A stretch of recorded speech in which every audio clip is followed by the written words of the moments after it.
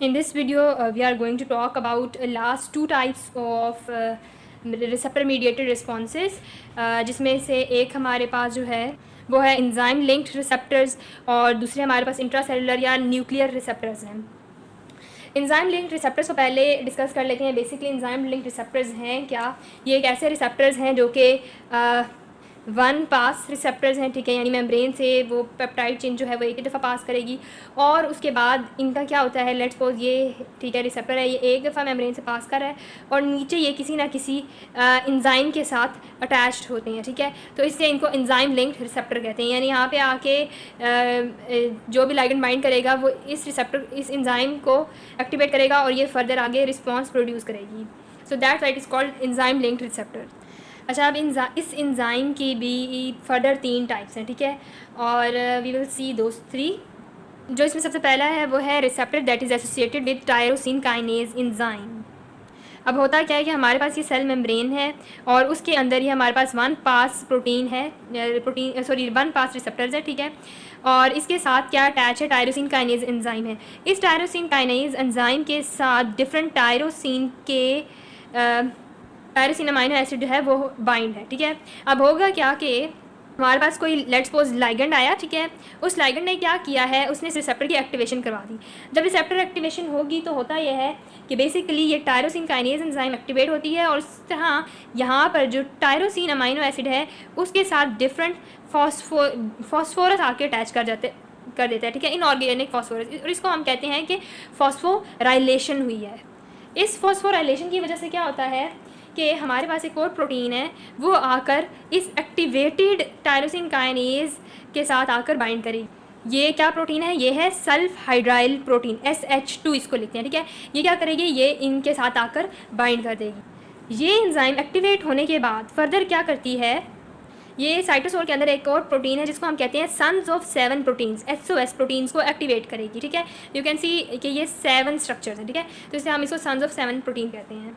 अब जब ये इसको एक्टिवेट करेगी SOS को, तो लेट्स सपोज ये हमारा पूरा एक सेल है, ठीक है, ये सेल मेम्ब्रेन जा रही है, ठीक है, तो ये एक्टिवेटेड SOS हमारे पास एक प्रोटीन है जिसको हम कहते हैं रास प्रोटीन, ठीक है। ये रास प्रोटीन भी बेसिकली जी प्रोटीन ही है, क्योंकि ये इसके साथ यही होता है कि जब SOS जो है रास प्रोटीन को एक्टिवेट करेगी तो ये GTP को अपने साथ बाइंड कर लेती है और इसके साथ जो पहले से GDP अटैच होता है उसको ये लिबरेट कर देती है, ठीक है। जब GTP इसके साथ बाइंड हो जाएगा तो क्या है, रास प्रोटीन जो है वो एक्टिवेट हो गया है। ये क्या करती है, ये फर्दर एक प्रोटीन को एक्टिवेट करेगी जिसको हम कहते हैं राफ प्रोटीन काइनेज, ठीक है।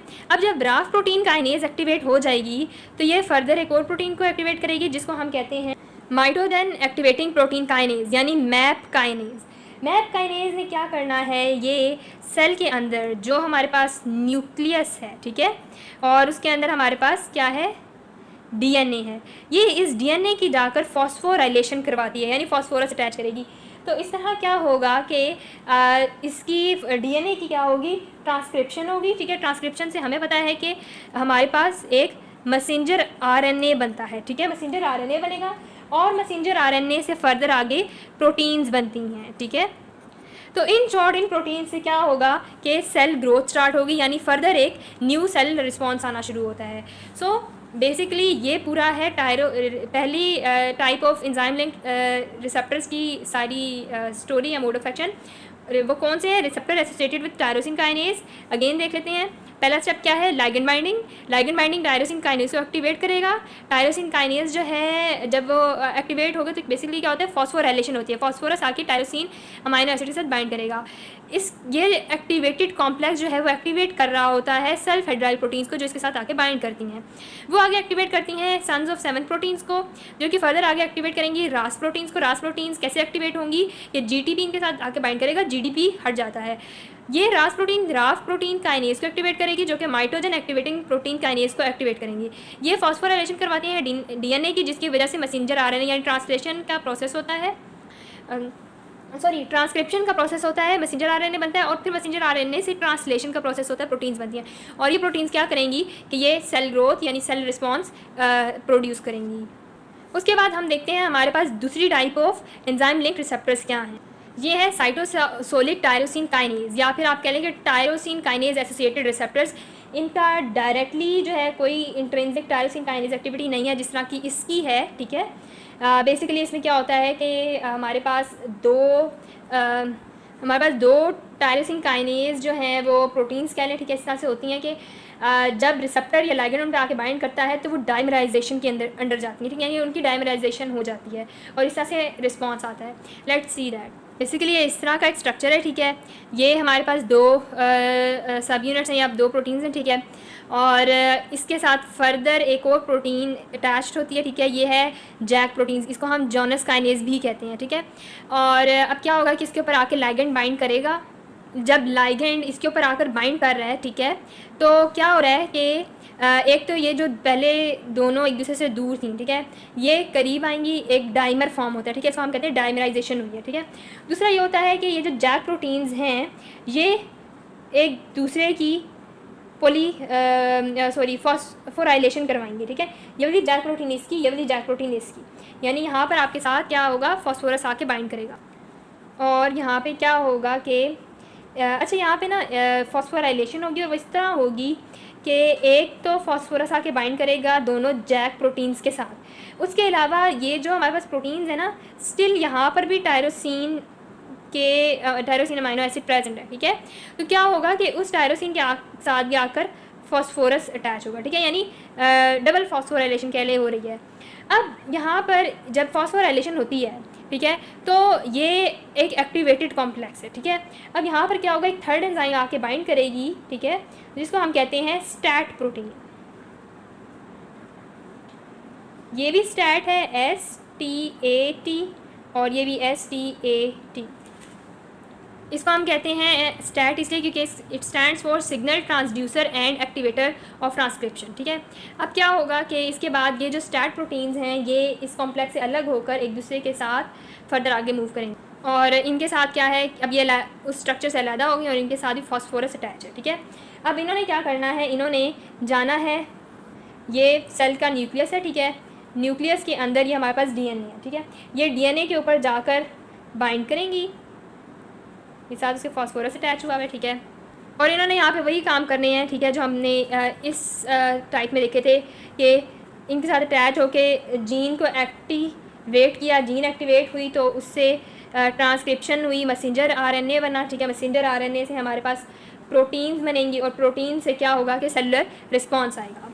सो we can see it again कि हमारे पास बेसिकली ये दो प्रोटीन्स हैं, ठीक है, एक रिसेप्टर जो बना रही हैं, इनके साथ जैक प्रोटीन्स अटैच हैं और इनके अपने अंदर भी या इनके अपने साथ भी एक टायरोसिन अमाइनो एसिड अटैच हुआ है। जब ऊपर आके लाइगेंड बाइंड करेगा तो इनकी फॉस्फोराइलेशन होगी और ये एक दूसरे की क्रॉस फॉस्फोराइलेशन करवाते हैं, यानी कि ये वाला इसकी फॉस्फोराइलेशन करवाएगा, ये इसकी फॉस्फोराइलेशन करवाएगा। जब इनकी एक्टिवेट हो जाता है फॉस्फोराइलेट होने के बाद तो स्टैट प्रोटीन आके इसके साथ बाइंड करेगी और स्टैट प्रोटीन फिर एक्टिवेट होकर क्या होती है, सेपरेट हो जाती है और वो न्यूक्लियस के अंदर जाएगी। न्यूक्लियस के अंदर जाके वो DNA को एक्टिवेट करेगी, जीन्स को एक्टिवेट करेगी, उनसे मैसेंजर RNA बनेगा और फर्दर आगे प्रोटीन्स बनेंगी। तो ये हमारे पास पहले ये दो टाइप्स ऑफ आ गई, ठीक है। ये हमारे पास टू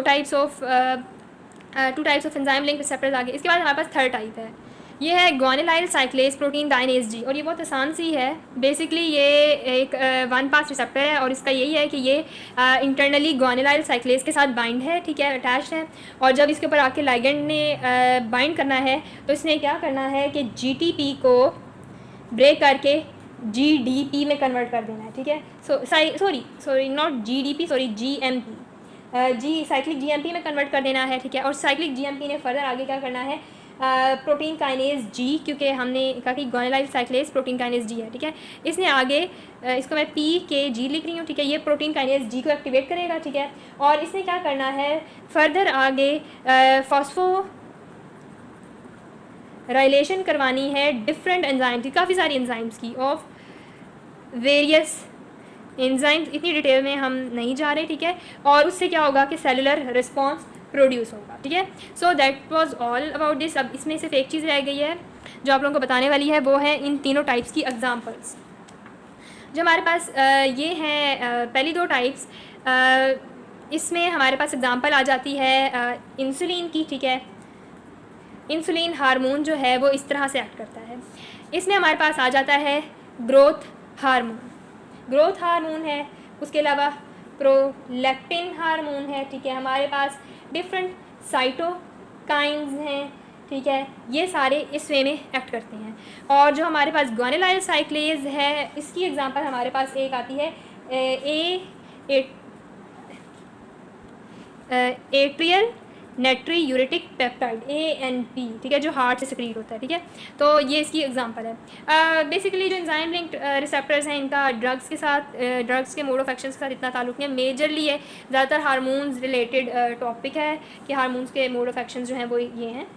तो that was about enzyme linked receptors. अब इसके बाद हमारा लास्ट पॉइंट जो रह गया है वो है जो फोर्थ काइंड ऑफ हमारे पास रिसेप्टर्स थे वो थे न्यूक्लियर रिसेप्टर्स, ठीक है। ये बहुत सिंपल सी बात है, हमारे पास ये एक सेल है, ठीक है, और हमारे पास ये एक कोई लाइगेंड है, ठीक है। इसने क्या करना है और इसने आना है डिफ्यूज़ होकर सेल के अंदर, ठीक है। सेल के अंदर जब ये आएगा तो सेल के अंदर एक रिसेप्टर इसका पड़ा हुआ होगा, ठीक है, साइटोसोलिक रिसेप्टर है, ठीक है। वो क्या करता है, सेल के अंदर ये न्यूक्लियस है, ठीक है, ये इस रिसेप्टर को, ये रिसेप्टर इस लाइगेंड को बाइंड करके क्या होता है, न्यूक्लियस के अंदर आ जाता है, ठीक है। और उसके बाद इसका फंक्शन जो होता है वो DNA के ऊपर होता है, और DNA के ऊपर भी क्या एक्शन है, यू आर वेल अवेयर कि वही मैसेंजर RNA बनवाएगा, ठीक है। मैसेंजर RNA ने बाहर आकर प्रोटीन्स बना देनी है और उससे सेलुलर रिस्पॉन्स आना है। और इसकी एग्जांपल ये है जितने भी स्टीरॉयड हार्मोन्स हैं, ठीक है, वो सारे के सारे जैसे oestrogen, progesterone, testosterone, aldosterone, vitamin D, glucocorticoid या बहुत स्मॉल मॉलिक्यूलर वेट जैसे कि T3 या T4, ये सारे हार्मोन्स जो हैं न्यूक्लियर रिसेप्टर मीडिएटेड एक्शंस उनके होते हैं, वो डिफ्यूज़ कर जाते हैं अंदर आके, वो इस तरह से एक्ट करते हैं।